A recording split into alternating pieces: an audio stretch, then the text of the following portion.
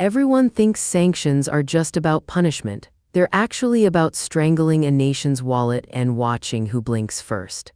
Here's the mechanism. When Western powers impose sanctions on Iran, they're not throwing rocks. They're cutting off access to global banking, oil markets, and foreign currency reserves. Iran can't sell crude on the world stage. Its banks can't clear dollars. The rial collapses, but Iran didn't get sanctioned yesterday. This story started decades ago. So what triggered the first wave, and why did it keep getting worse? The early sanctions came in the 1980s after the revolution. The US and allies froze Iranian assets and banned military sales. Annoying, not crippling. Then came the nuclear question. Iran's uranium program raised alarms in the West. By the 2000s, the UN was issuing resolutions. By 2012, the Obama administration ratcheted up the pressure on oil, banking, and shipping.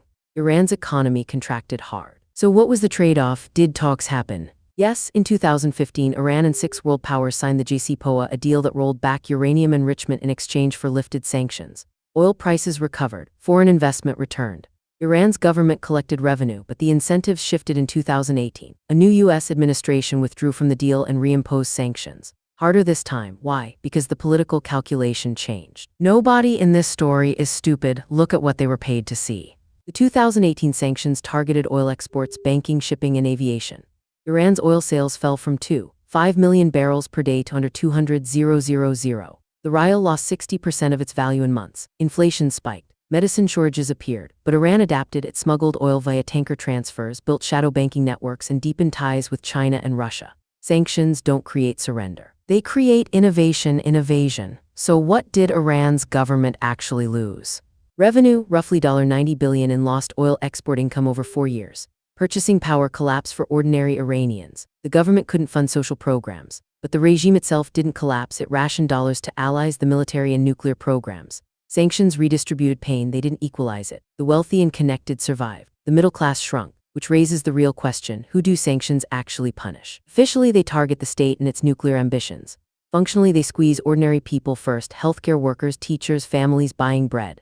The regime absorbs losses by printing money and cutting services. It's a crude instrument, like trying to perform surgery with a sledgehammer. Some sanctions target specific officials and entities, which is more precise. But broad sectoral sanction, they're blunt. So after years of pressure, has Iran's nuclear program stopped?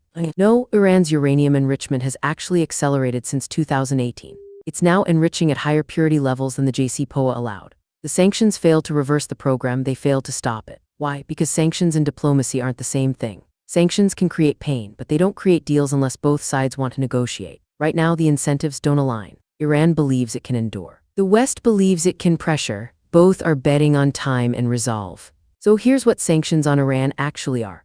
A decades-long economic siege designed to force policy change, which instead created a parallel economy, deepened international divisions, and left the nuclear question unresolved. They work as punishment. They fail as persuasion. And ordinary Iranians, not generals or scientists, pay the price in currency collapse and shortages. That's not a bug in the system, that's the design. This video is for educational and informational purposes only and is not financial advice. Always do your own research.